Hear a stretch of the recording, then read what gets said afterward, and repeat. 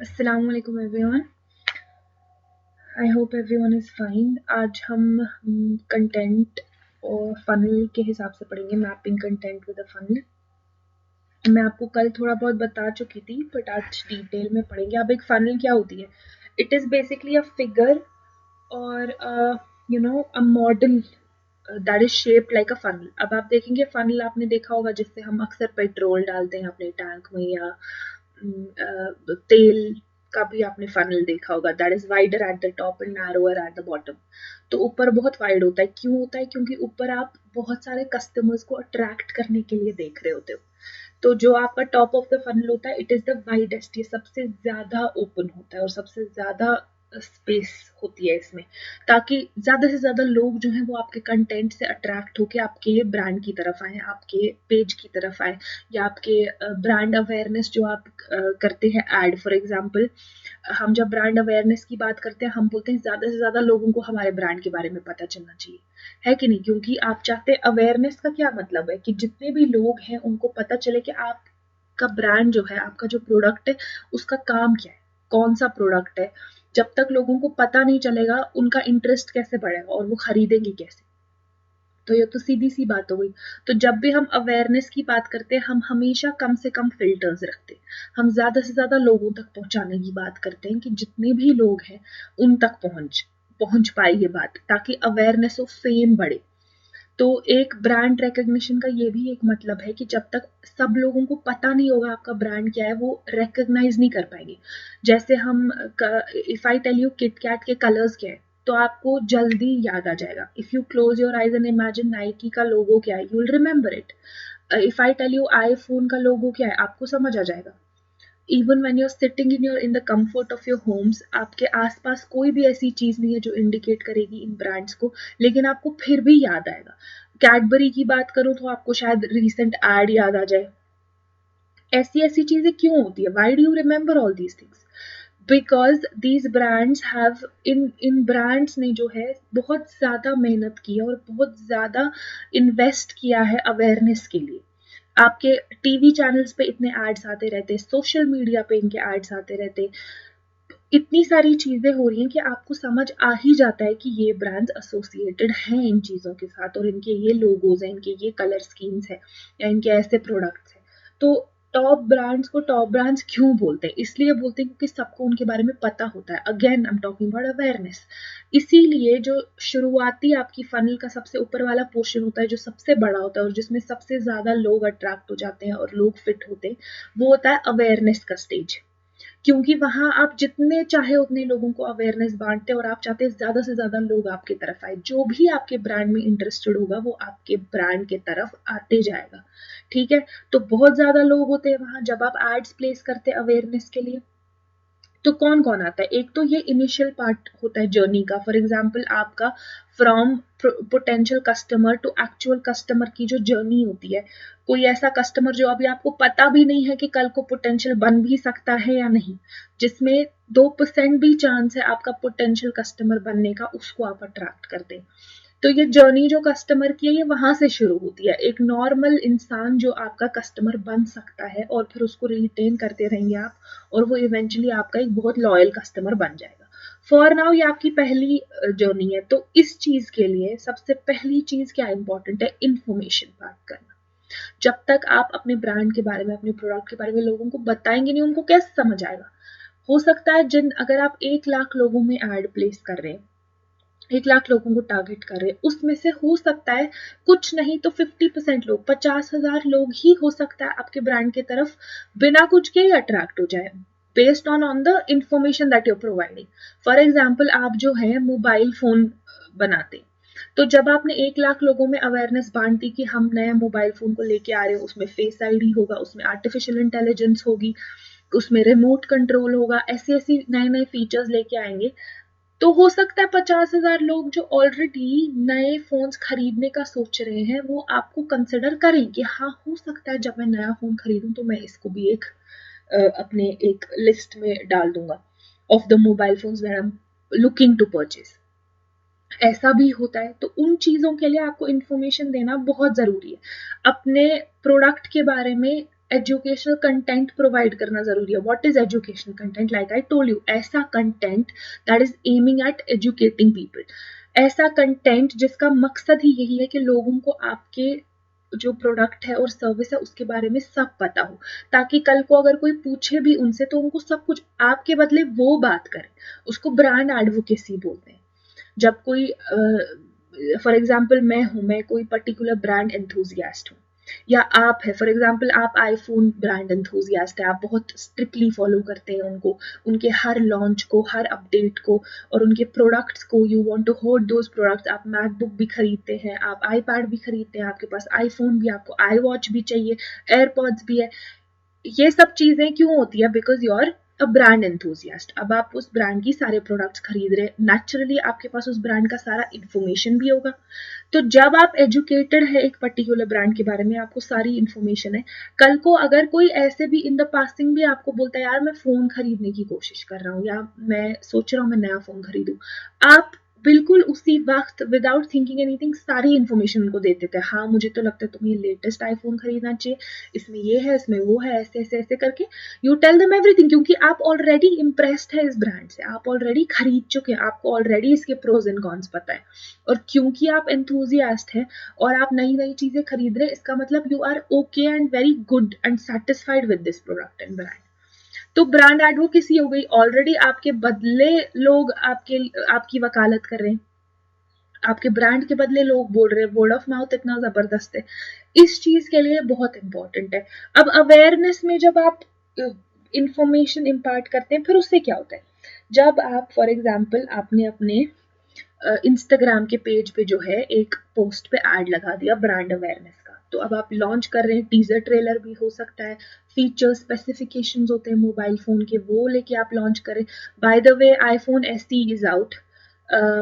They launched it I think yesterday, and it was not launched in India. It is not launched in India yet, but they have classified it as the most affordable phone of yet from Apple. So it is like the most affordable phone. अगर India में भी आता I think it's going to be huge. खैर, keeping that aside, what I was trying to tell you is, जैसे आपने एक post पे add लगा दिया, ठीक है, अब ऑब्वियसली एक पूरे पोस्ट में आप सारी स्पेसिफिकेशन, सारी इंफॉर्मेशन तो डाल नहीं सकते हैं. आपको ये भी ख्याल रखना है कि आपकी इमेज जो है वो भी अच्छी लगे. फिर आप डिस्क्रिप्शन में एक सर्टेन अमाउंट ऑफ इंफॉर्मेशन लिख सकते हैं. ओवरलोड नहीं होना चाहिए कि लोग बोर हो जाएं, ये क्या लिखे जा रहे हैं. तो अब ऐसा होता है कि अक्सर ऐसा होता है जब हम ऐड पुट करते हैं, हम उसमें कॉल टू एक्शन या लिंक ऐड कर देते हैं. फॉर एग्जाम्पल आप सी मोर का बटन लगा देते हैं. आपने कई बार देखा होगा इंस्टाग्राम के एड्स पे भी, जब आप लर्न मोर या सी मोर पे क्लिक करते हैं, वो आपको रीडायरेक्ट करता है उनकी वेबसाइट पे या एक पर्टिकुलर लैंडिंग पेज पे. उस चीज के बारे में मैं बात कर रही हूँ. जब भी मैं एज एप्पल या एज अ ब्रांड जो मोबाइल फोन्स बेच रहा है या लॉन्च कर रहा है, जब मैं नए प्रोडक्ट को लॉन्च कर रहा हूँ, तो एज सुन एज मेरा जो एड है उस पर मैंने सी मोर लगा दिया, वो मुझे रीडायरेक्ट करता है एक नए लैंडिंग पेज पे जहां मेरे प्रोडक्ट के बारे में सारी अच्छी इंफॉर्मेशन है, ग्राफिकल कंटेंट है, वीडियोस है, excited all these graphics I have, जिसकी मदद से people can actually see it without getting bored. ठीक है, तो वो सब चीजें हैं. उससे क्या होगा? मेरे होम पेज विजिट्स बढ़ेंगे, ज्यादा से ज्यादा लोग मेरे होम पेज को भी विजिट करेंगे. ठीक है, और एड यूनिट इंटरेक्शन होगी, मतलब कि जो एड मैंने प्लेस किया है उस पे लोग इंटरैक्ट करना शुरू करेंगे. लाइक तो करेंगे ही करेंगे, पर उस पर मैक्सिमम लोग कमेंट ये करेंगे कि अच्छा व्हेन इज इट लॉन्चिंग. से फॉर एग्जांपल अगर आईफोन जो है या एप्पल जो है, वो आईफोन SE का जो उनका लेटेस्ट लॉन्च है जिसके बारे में मैं बोल रही थी, the most affordable phone yet, अगर वो लॉन्च करते हैं इंडिया में या उस पे एड प्लेस करते हैं इंडिया में, तो इमेजिन कितने सारे लोगों को वो एड दिखेगा. और अभी डेट नहीं बोल रहे हैं कि कब लॉन्च हो रहा है, they're just putting out a teaser, एक हल्का सा टीजर ट्रेलर डाल दिया टू कीप पीपल एक्साइटेड, ताकि लोग बहुत एक्साइटेड रहे, अरे कब लॉन्च हो रहा है, कब लॉन्च हो रहा है, ये एक्साइटमेंट बढ़ती रहे. तो इस चीज के लिए क्या होगा? जब मैं देखूंगी या मेरे जैसे 10 लोग देखेंगे जो एक्साइटेड है, जो नया फोन खरीदना चाहते हैं, या कोई भी इंसान जो आईफोन है और अफोर्डेबल है, मतलब तो सब खरीद सकते हैं. तो सॉरी, तो मेरे जैसे जो 10 लोग हैं या कोई भी ऐसा इंसान who is looking to buy a new phone, या जो अभी नहीं भी देख रहा है, लेकिन ये सुन के 2 things in one line, affordable and iPhone, everybody is going to latch on to it. मुझे लगता है जिनको नहीं भी खरीदना होगा वो भी खरीदेंगे, बिकॉज आईफोन जो है वो एक स्टाइल स्टेटमेंट ज्यादा है और फोन कम। तो खैर अपने अपने ओपिनियंस है, maybe some of you might think it's the best phone out there. तो वो चीज को देखते हुए ये 2 चीजें जब बाहर आएंगी सामने कि अफोर्डेबल है और आईफोन है, कोई भी खरीद सकता है, और ये एड लॉन्च हो गया, लेकिन आप बता नहीं रहे कितने में, और आप ये भी नहीं बता रहे कब से लोग खरीद सकते हैं, तो बस स्पेक्यूलेशन शुरू हो गई। लोग कमेंट सेक्शन में दिल खोल के पूछ रहे हैं कब लॉन्च हो रहा है, कब लॉन्च हो रहा है, क्या प्राइस है, क्या प्राइस है। लोग एक दूसरे को भेज रहे हैं, डीएम कर रहे हैं, टैग कर रहे हैं, comment section is filled with it. तो what is that? That is interaction, ठीक है। उसके बाद इस वजह से आप कितनी अवेयरनेस कर सकते हैं। Already people know about it, although I didn't see any ads put on iPhone SE. I don't know if how many of you know it. Do tell me whether on WhatsApp और here. आप में से कितनों को पता थी कि Apple का जो iPhone SE है the most affordable phone yet has launched? Well, it hasn't launched in India yet, लेकिन I saw it on NDTV in the morning. तो दैट इज दैट। तो इस स्टेज पे the most important thing to notice is कि आपका जो सबसे ज्यादा इंफॉर्मेटिव और वैल्यूएबल कंटेंट है वो इस वक्त शेयर होना चाहिए, ठीक है। आप बिल्कुल भी कोई अमाउंट ऑफ सेल्स और मार्केटिंग पिच नहीं होनी चाहिए। यही रीजन है कि अगर आईफोन ने ऐसी लॉन्च किया, उनने प्राइस की बात अभी नहीं की या उनने लॉन्च डेट अभी नहीं दी, लेकिन इंडियन मार्केट में ये बात आ गई है कि आईफोन लॉन्च कर रहा है। सिर्फ informational content, that is it. वो आपको इंफॉर्मेशन दे रहे हैं कि हमारा फोन है, लॉन्च हो रहा है, इतने कलर्स में आ रहा है, ये what do you call it, specifications है इनमें, पोर्ट्रेट मोड है, वो सिर्फ एक कैमरा के साथ आ रहा है, और आई कैन टेल यू कि पोर्ट्रेट मोड है, और 5-6 शॉट्स भी उनके एड में आ रहे हैं पोर्ट्रेट मोड के। Feel free to go to YouTube and check it out, वो वीडियो देख लीजिए, उसका टीजर ट्रेलर जो भी है आईफोन एसई का। What does it tell you? वो अभी आपको कोई सेल्स पिच नहीं करे, नहीं 12 बजे जाके खरीदिए, नहीं, ये सिर्फ लॉन्च है। इसका मतलब कि अभी टॉप ऑफ द फनल है, वो अभी आपको सिर्फ बता रहे हैं कि हमारा ये प्रोडक्ट लॉन्च हो रहा है, उसके बाद डिटेल्स आएंगी। अब जब लोगों को पता चल गई इंफॉर्मेशन ये है, अब वो और ज्यादा इंफॉर्मेशन जानने की कोशिश करते हैं इस स्टेज में। इसी स्टेज में जब उनको थोड़ा सा पता चलता है वो और ज्यादा जानना चाहते हैं, अच्छा फीचर्स क्या है, अच्छा क्या कौन से मार्केट में लॉन्च होगा, अच्छा हम कब खरीद सकते हैं। उसके बाद क्या होता है, फॉर एग्जाम्पल 1 लाख लोगों तक इंफॉर्मेशन गई, फॉर एग्जाम्पल 1 लाख में से जरूरी नहीं है कि पूरे 1 लाख इंटरेस्टेड हो। कि हम आईफोन की बात कर रहे हैं तो बहुत ज्यादा अच्छी what do you call it headline है, अफोर्डेबल आईफोन एकदम से हुक कर जाएगी सबको, everybody will want to know. लेकिन हर ब्रांड के साथ ऐसा नहीं हो सकता है।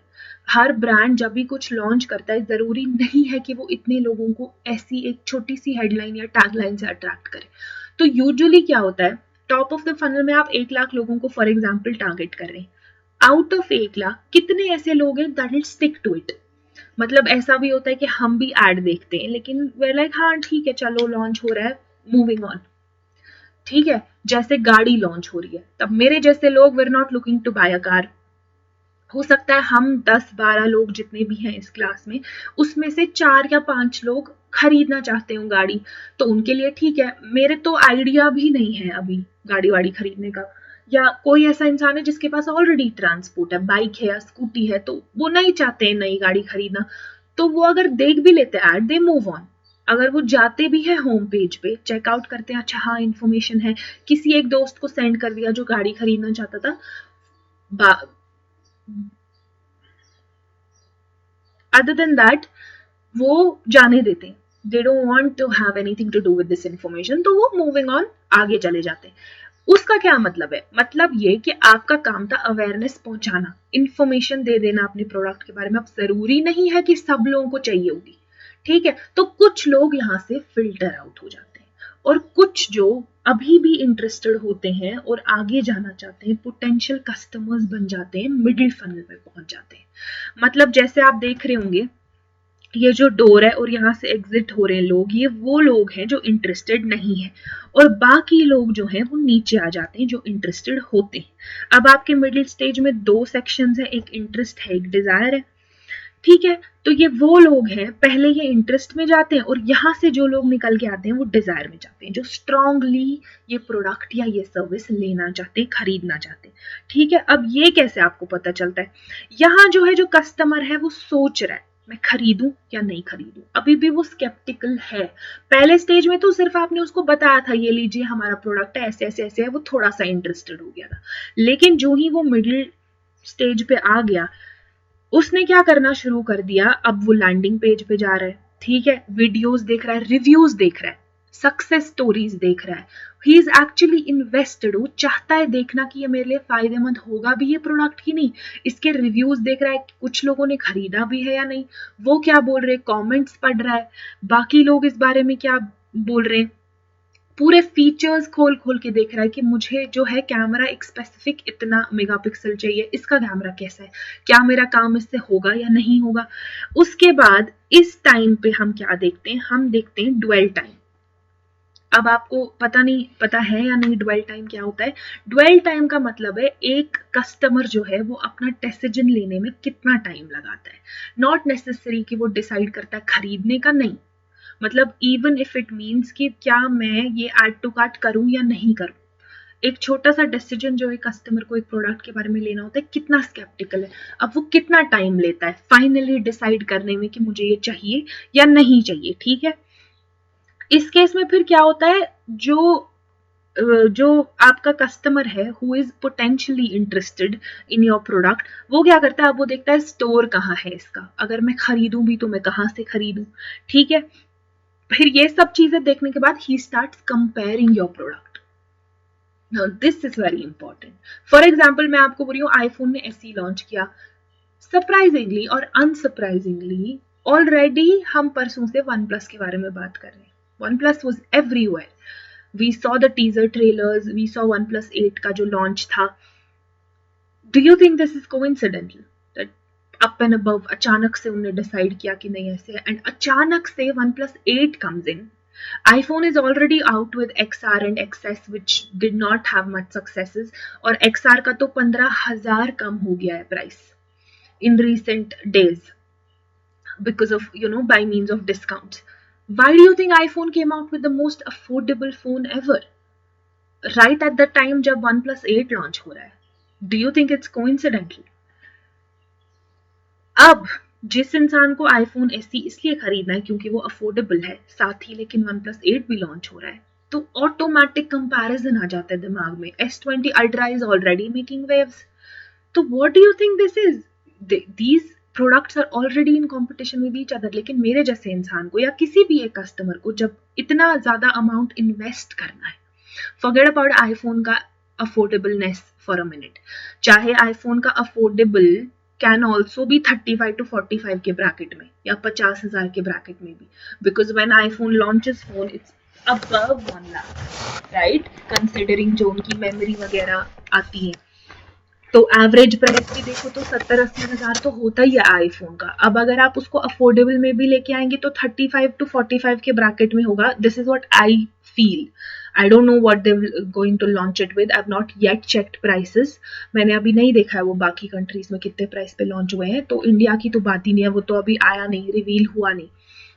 बट अदर देन दैट मुझसे पूछा जाए तो आई थिंक 35 to 45 के ब्रैकेट में इट शुड लॉन्च, ठीक है। Now if you talk about S20 ultra and OnePlus 8 and iPhone SE, they're already in competition. But if somebody like me is going to even spend 40,000 rupees, I will make sure that I'm getting the worth of 40,000 out of this particular phone.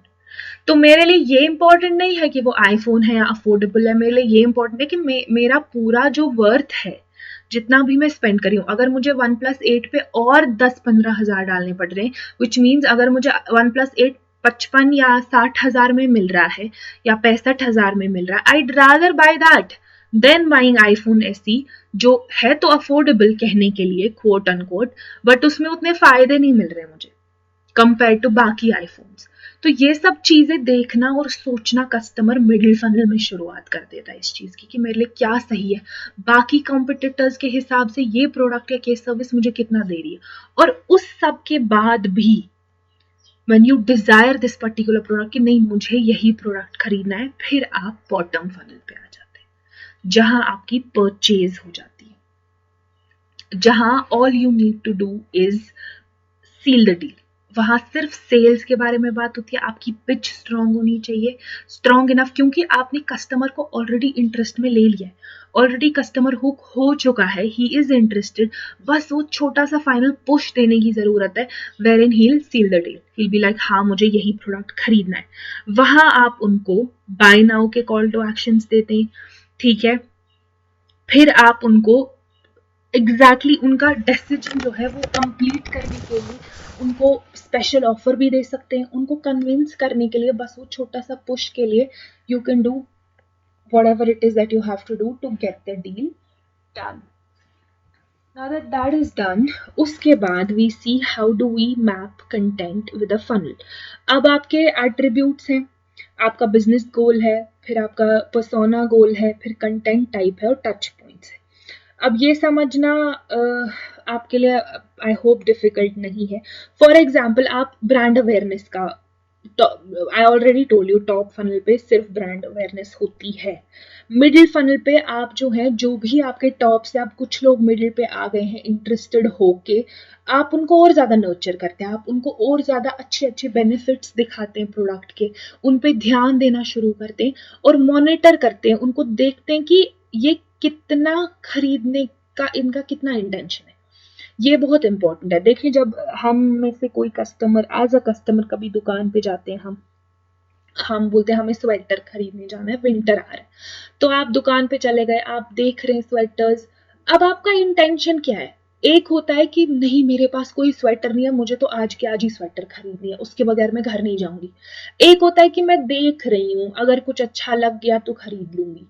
These are to intentions, या तो मैं strictly खरीदने के लिए ही निकली हूँ, या तो मैं बस ऐसे ही shop looking for window shopping और मैं जस्ट ब्राउजिंग, कुछ अच्छा लगा तो ठीक है। These are two different things. वही चीज हम मॉनिटर करते हैं कि जो कस्टमर है उसके खरीदने का इंटेंशन क्या है, वो खरीदना चाहता भी है और कितने स्ट्रांगली खरीदना चाहता है, या फिर बस ऐसे ही देख रहा है। फिर आपके बॉटम फनल में आप जो है आप चाहते हैं कि ये जो कस्टमर है ये यहाँ तक आ गया है, बस अब कुछ भी करके इसकी जो डील है वो फाइनल हो जाए। आप तेजी से जो है वो डील फाइनल करने की कोशिश करते हैं, ठीक है। फिर पर्सोना मतलब यूजर के क्या गोल्स है इसमें। पहले स्टेज में जो टॉप फनल में यूजर बोलता है मुझे ज्यादा से ज्यादा इंफॉर्मेशन मिलनी चाहिए इस प्रोडक्ट के बारे में। फिर मिडिल फनल में वो कंपेयर करना शुरू करता है, अगर आईफोन है इसके मुकाबले OnePlus 8 में क्या स्पेसिफिकेशंस है, मुझे बेहतर डील कहाँ मिलेगी। फिर बॉटम फनल में वो एक्शन लेता है क्योंकि फाइनली ही रियलाइजेस कि हाँ मेरे हिसाब से आईफोन ही बेटर है, अफोर्डेबल भी है, मुझे स्टाइल स्टेटमेंट भी मिल रहा है, ब्रांड भी अच्छा है, आफ्टर सेल्स भी अच्छी है, ठीक है।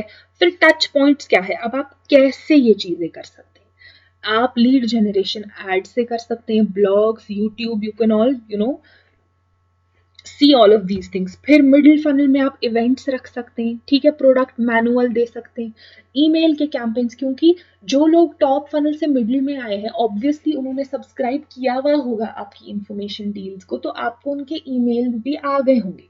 अब आप उनको स्पेशल ईमेल कैंपेन्स भी चला सकते हैं, ठीक है। FAQs are frequently asked questions, इनके थ्रू भी। फिर जो बॉटम फनल है उसमें आपके सीधा कॉल टू एक्शन बटन होते हैं, inquire now, buy now, contact us, download, subscribe, that's it, ठीक है। Then we have story arc.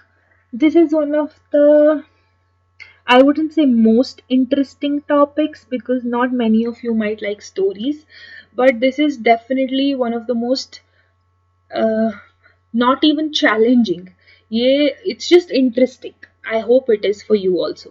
हम सब ने सिंड्रेला की स्टोरी तो पढ़ी होगी. I would suggest you to go through this link. जो नीचे लिंक है ना, आप अपने स्क्रीन फ्रीज कर सकते हैं या पॉज कर सकते हैं, फिर इस लिंक को जो है वो यूज कर सकते हैं, कॉपी पेस्ट करके ब्राउज कर सकते हैं, ये इट विल हेल्प यू। बहुत डिटेल में एक्सप्लेन किया हुआ है कि स्टोरी आर्क होती क्या है। मैं भी कोशिश करूंगी आपको बताने का। It's very important to know, क्योंकि इसकी मदद से आप एक बहुत डिटेल्ड, बहुत बहुत लंबी स्टोरी को कॉन्ट्रैक्ट करके कॉम्पैक्ट और प्रिसाइज वे में बोल सकते हैं, बहुत इजीली, और सबको समझ आ जाएगा। बहुत लोगों को सिंड्रेला के बारे में पता है, और ऐसे भी लोग होंगे जिनने नहीं सुनी है स्टोरी। तो there is no hard and fast rule कि नहीं आपको पता होना चाहिए। तो सिंड्रेला वॉज अ गर्ल जिसकी माँ जो है वो मर चुकी थी, तो उसके फादर ने ही डिसाइडेड टू रीमैरी, तो उसने दूसरी शादी की। दूसरी शादी से जो उसकी स्टेप मॉम थी, उसकी ऑलरेडी 2 बेटीज थी। तो अब बेटीज, वाओ तो सॉरी, तो सिंड्रेला की 2 स्टेप सिस्टर्स भी थी और सिंड्रेला की एक स्टेप मॉम भी थी। ठीक है, अब ये हो गया। बट जो उसकी स्टेप मॉम और सिस्टर्स थी वो उसको बहुत ज्यादा परेशान करती थी, बहुत ईविल थी, उससे सारा घर का काम कराती थी, उसको कहीं नहीं जाने देती थी। ठीक है, ऐसी ऐसी चीजें, बहुत जालिम थी। खैर, तो पहले ही आपका समझना ये जरूरी है कि जो आर्क है, ठीक है, एक्स एक्सीस और वाई एक्सीस, उस पे एक तरफ से मिजरी और एस्टेसी है और एक तरफ से टाइम है। तो ये जो एक्सीस है आपका, ये आपका दिखाता है over the period of time क्या हुआ, इतने वक्त के बाद कैसे कैसे कौन सी स्टेजेस आई उसकी लाइफ में। और ये जो एक्सिस है ये आपको दिखाता है ups and downs of her life, कि पहले क्या हुआ। अगर अप हो रहा है तो क्योंकि ऊपर आपने एस्टेसी लिखा, एस्टेसी का मतलब खुशी होता है, ठीक है, बहुत एक्सट्रीम खुशी। और नीचे मिजरी है, मिजरी का मतलब बहुत मिजरेबल, तो आपने सुना ही होगा, बहुत दुख, दुख भरी। ठीक है, तो अब इसकी लाइफ यहां से शुरू होती है ऑलमोस्ट मिजरी में ही। बहुत बुरी लाइफ है और इवल सिस्टर्स है। ठीक है, बहुत शॉर्ट प्रिसाइज। ओके, फिर क्या होता है, फिर इसको एक बॉल में इनवाइट मिलता है। अब बॉल, मुझे नहीं पता आपको पता होगा कि नहीं, पुराने जमाने में, आजकल भी होता है, डांस बॉल होते हैं, इवेंट होता है जहां सारी एलिजिबल बैचलर्स जो हैं, चाहे फीमेल्स हैं मेल्स हैं, वो इनवाइट किए जाते हैं, then they dance around and all of that. ठीक है, तो इसको भी वैसे ही बॉल का इनवाइट मिलता है, क्योंकि जो प्रिंस होता है इनके टाउन का उस जमाने में, उसको क्या होता है, उसको अपना what do you call it, स्वयंवर बोलते हैं हिंदी में। I'm not sure what the English word for it is, I just forgot. So he wants to find a suitable, wife for himself. तो वो चाहता है जितनी भी एलिजिबल लड़कियां हैं पूरे टाउन में वो आ जाए डांसिंग बॉल में, ताकि वो देख सके। ठीक है, तो उसके लिए ही सेंड्स इनविटेशन टू एवरीवन। अब वो इनविटेशन सिंड्रेला को भी मिलता है। तो उसके बाद क्या होता है, वो कपड़े वपड़े तैयार होना शुरू हो जाती है। लेकिन बीच में तो बहुत सारी स्टोरीज हैं, लेकिन इन्होंने बहुत प्रिसाइज रखा है। तो खैर, अब कुछ भी करके उसको कपड़े वपड़े मिल जाते हैं, वो जाना चाहती है। उसके बाद क्या होता है, goes to ball and dances with prince. अब वो चली जाती है बॉल में और प्रिंस के साथ डांस करने को मिलता है। तो this is a very aesthetic moment in her life, बहुत खुशी वाला मोमेंट है। ठीक है, तो अब वो चली गई, लेकिन उसको 12 बजे जाना पड़ता है वापस। ठीक है, द क्लॉक स्ट्रक्स 12। तो ऐसा कुछ मैजिकल इवेंट होता है जहां 12, वो तभी तक जा सकती है अपनी स्टेप मॉम और स्टेप सिस्टर से छुप के, जब तक वो 12 बजे से पहले पहले वापस आएगी। अगर वो नहीं आएगी तो उसकी असलियत सबके सामने आ जाएगी। ठीक है, तो उसको वापस जाना है तो वो वापस आ जाती है, which is a very big drop. ठीक है, अब एक चीज सोचने वाली है, अगर ये बोल रहे हैं कि she goes back to the same awful life, तो फिर वो इधर क्यों नहीं आती। मतलब देखा जाए तो ऑफुल लाइफ इस पॉइंट से शुरू हो रही है, तो यहाँ ड्रॉप के वक्त भी इसी पॉइंट पे आनी चाहिए ना लाइफ। लेकिन क्योंकि इतनी भी बुरी उसको लाइफ नहीं लगती है, क्योंकि उसने एक अच्छा एक्सपीरियंस किया होता है बॉल और डांस। ठीक है, तो उसकी life is a little better. उसके बाद प्रिंस उसको ढूंढता है and they live happily ever after. ठीक है, क्योंकि उसको ग्लास स्लिपर भूल जाता है। So basically it does not tell you everything about the story, but the major points। तो आपके हाइज एंड लोज पता चल जाते हैं। You have to have axes आपके, मतलब यहाँ से आप सक्सेस फेलियर भी दे सकते हैं। अगर आप किसी सक्सेस स्टोरी का स्टोरी आर्क बना रहे हैं, इस तरफ टाइम होगा। फिर आप बोलेंगे जैसे टाटा है, बिरला है, you have Jio, you have Reliance, सबकी जो सक्सेस स्टोरीज है उसमें अप्स एंड डाउन आए हैं। तो आप वो किसी की एक लाइफ हिस्ट्री लिख सकते हैं, आप उस पर लिख सकते हैं। बायोग्राफी के बारे में लिख सकते हैं, anything. Story arc is just to present a story in a very precise way. एक किसी की भी स्टोरी आप बहुत सिंपल तरीके में बोलते हैं, हाइज एंड लोज में दिखाते हैं, यहाँ एक सही पॉइंट था, फिर वो नीचे आ गया, फिर उनको फेलियर हो गया, फिर लॉस हो गया, फिर सक्सेस मिली, तो इवेंचुअली आपको उससे स्टोरी आर्क मिल जाता है। ये एक और है, उधर हम सिंड्रेला की देख रहे थे, यहाँ एक कॉमन डिजास्टर स्टोरी। इसमें भी आपके एक्सीज वही हैं, एस्टेसी और मिजरी और over the period of time. ये आपकी लिंक है, please check this out also. अपने ब्राउजर में इस लिंक को डाल दीजिए और ये पूरी लिंक्स पढ़े, इससे आपको बहुत हेल्प मिलेगी टू अंडरस्टैंड कि स्टोरी आर्क्स बेसिकली होती क्या है और कैसे बनाई जाती है। ठीक है, it's very easy. For example आपकी नॉर्मल बेसिक स्टोरी है, आपको उसमें यह दिखाना है कि शुरुआत कहाँ से हो रही है, क्या आपकी करंट लाइफ जो है, या जिसके बारे में आप लिख रहे हैं उनकी करंट लाइफ जो है वो सक्सेस से शुरू हुई थी, मिडिल ग्राउंड से शुरू हुई थी, इन्वेस्टमेंट से शुरू हुई थी, या फेलियर से शुरू हुई थी। ठीक है, उसके बाद eventually over the period of time उनको कितनी सक्सेस मिली, कितना फेलियर मिला, कितनी खुशी मिली, कितनी उदासी हुई, वो ऊपर नीचे आपका अप्स एंड डाउन आएंगे। This is your assignment for today.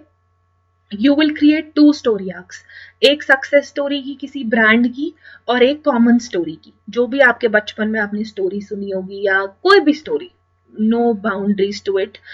I am sure बचपन में सबने स्टोरी सुनी होगी, या जो भी स्टोरी आपको पता है या पसंद है, आप रेजोनेट कर सकते हैं, उसके बारे में आप एक स्टोरी आर्क लिखेंगे, और एक स्टोरी आर्क आप सक्सेस स्टोरी पे बनाएंगे, या failure story, any of the above. किसी भी एक बिजनेस की या ब्रांड की, लोकल भी हो सकता है, इंटरनेशनल भी हो सकता है, जिस भी बारे में आप लिखना चाहें। इसमें भी देखें आपका एक मिडिल ग्राउंड है, ब्रेक इवन जिसको हम बोलते हैं। खैर यहाँ ना एस्टेसी है ना मिजरी है, ये मिडिल पॉइंट है। तो ऑर्डिनरी डे है, ऑर्डिनरी प्लेस है। एक बच्चा जो है वो वेल में गिर गया, वेल मतलब कुआं, कुएं में गिर गया, तो ये तो मिजरी वाली बात है, सैड बात है, मर भी सकता है, तो गिर गया। अब जो पूरा टाउन है वो स्ट्रगल करने की कोशिश करता है। ये जो लाइन है इसका क्या मतलब है, इसका मतलब ये है कि पूरा जो टाउन है वो कोशिश कर रहा है, मिजरी में है, बहुत परेशान है, कोई पत्थर फेंक रहा है, कोई रस्सी फेंक रहा है उसको चढ़ाने के लिए, पॉसिबल नहीं हो पा रहा कोई भी एफर्ट्स जो ये कर रहे हैं, एंड फाइनली बहुत स्ट्रगल के बाद वो बच जाती है। ठीक है, बच्ची जो गिर गई होती है बच जाती है और फिर बैक टू नॉर्मल हो जाता है। लेकिन बैक टू नॉर्मल इस एक्सपीरियंस की वजह से उसका जो नॉर्मल है वो थोड़ा सा खुशी से भरा हुआ है, क्योंकि वो बच गई और पूरे टाउन ने उसकी हेल्प की, उसकी वजह से वो बहुत खुश हो गई। ठीक है, now story arc for content is for different day. Today I want you guys to go back, इन दोनों स्टोरी आर्क्स को अच्छे से देखें, ये वीडियो को 2-3 बार देखें इस स्टोरी आर्क को लेके whenever I explained, ये लिंक्स जो है वो चेक करें, and I want you guys to submit your assignments by tomorrow. 2 story arcs है, it's not a big deal. I am sure आप लोग कर सकते हैं और बहुत अच्छे से प्रेजेंट करेंगे। Thank you very much. कोई भी कंफ्यूजन है please let me know. Allah Hafiz.